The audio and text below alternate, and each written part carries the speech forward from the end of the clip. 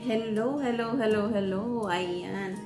Ngayon po, gagawa na naman tayo ng panibagong recipe. Ayan, yung mga mahilig dyan sa dessert, sa sweet. Ayan, ang gagawin natin ngayon ay creamy gulaman. Ayan, kung napapanood nyo po yung ibang videos ko, ayan, meron na akong nagawa dati na creamy gulaman. Ngayon, itatry naman po natin yung ibang recipe. Ayan, ibang halo naman ang ating gagawin. Ang ating ilalagay. Ayun. So, ngayon, gagamit tayo ng fresh na mangga. At syempre, lagyan din natin siya ng cheese. So, ayan. Siyempre, huwag natin kalimutan, lagyan din ng sweet corn. Ayan, hindi yun nawawala kasi masarap siya na may ganun talaga. So, ayan guys.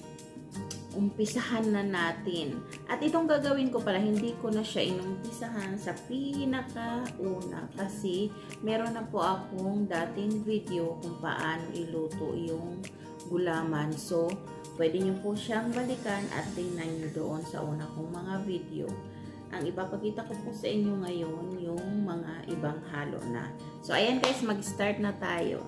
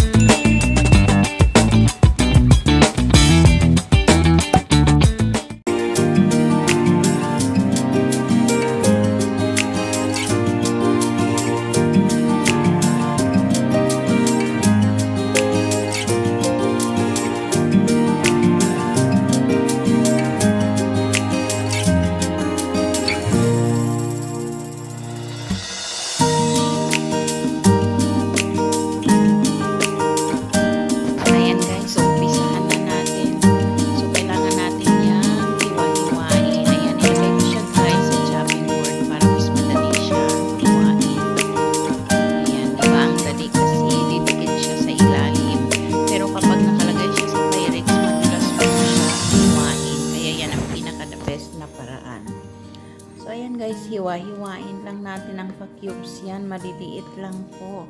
Ayan, para madaling isubo. Madaling nguyain. Yan nga pala guys, hindi ko nilalagyan ng asukal kapag inilalaga ko yung gulaman. Dahil yung lasa po ay ibibase natin doon sa halo nating gatas at mga ibang ricado. Ayan, so nahiwa-hiwa na natin siya guys. Tingnan nyo, para siyang mga kristal. Ayan, so ilagay na natin siya sa isang malaking flexi. Ayan, sa inyo kung saan nyo gustong ilagay guys. Ayan, ang napili ko kasi nakikita siya. Ayan, di ba mas maganda kapag kitang-kita yung itsura ng laman sa lalagyan. Ayan, so nailagay na natin siya guys. Ituloy naman natin yung white na gulaman. Ayan, tingnan nyo guys, tinatry ko uli siya pero mahirap talagang hiwain. So, ilagay uli sa chopping board. So, ayan na. Ituloy natin ang paghihiwa. Alam nyo ba guys, ang hirap niya makita yung pagka-slice kasi ang kulay hindi mo masyadong maanihan. Malaki pa siya o maliit. Ayan, so ganyan guys ang pagkulang. So ayan, ituloy lang natin siya guys hanggang matapos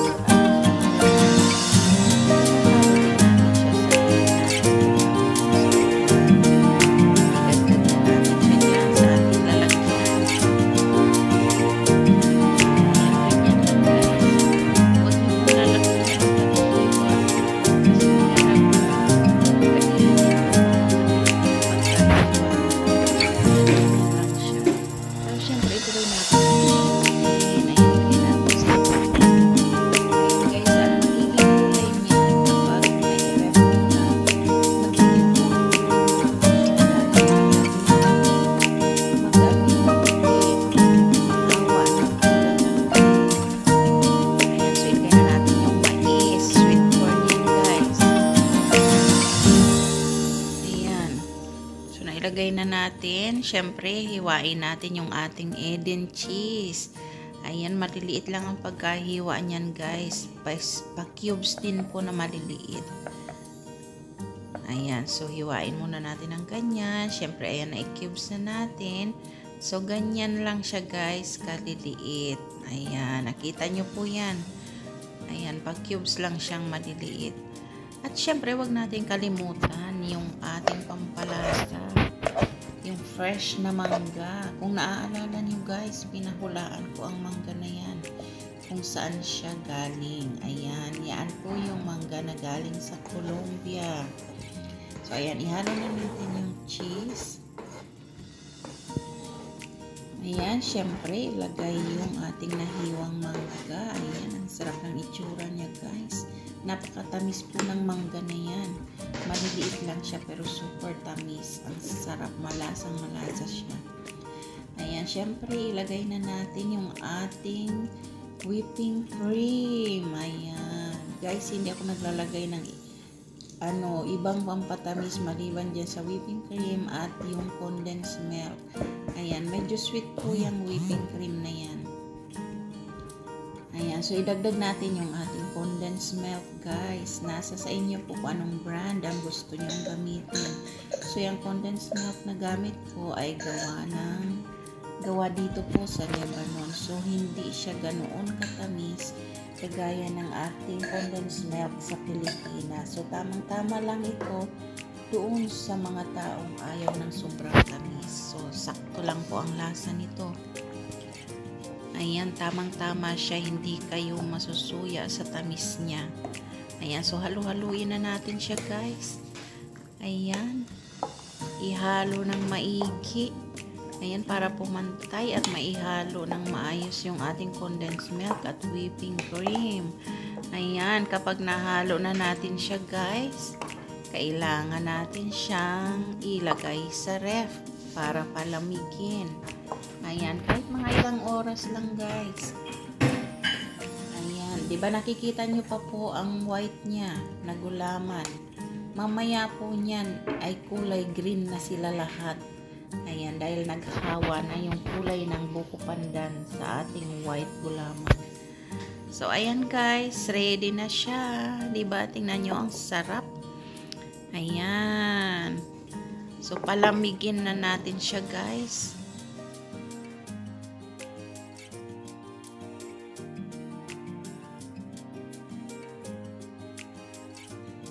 Ayan, kain tayo guys. Ayan, i-try na natin ang aming caramel na gulaman.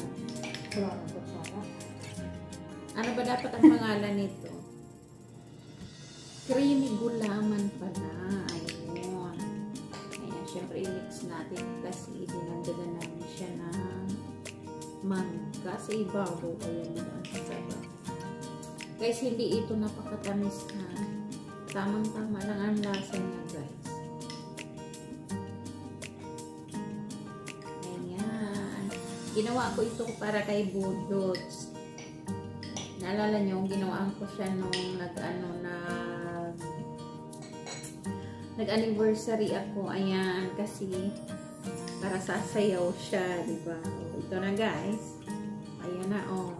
Tikman natin. Yummy.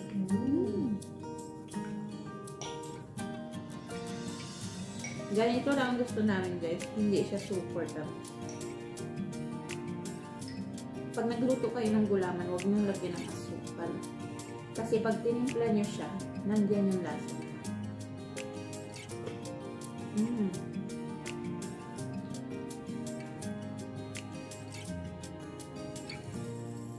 Ang sarap guys. Budots na gusto ano.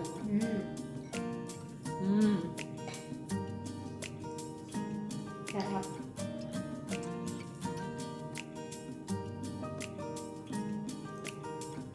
Salpa para sa'yo. Yummy. Dito dito.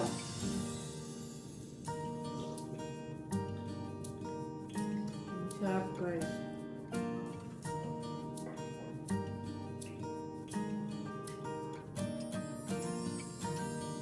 I-try nyo na.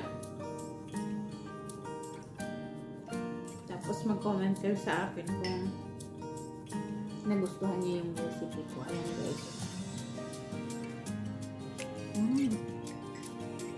Ayan, maraming salamat sa panonood guys. Thank you. Sana nag-enjoy kayo. Bye-bye.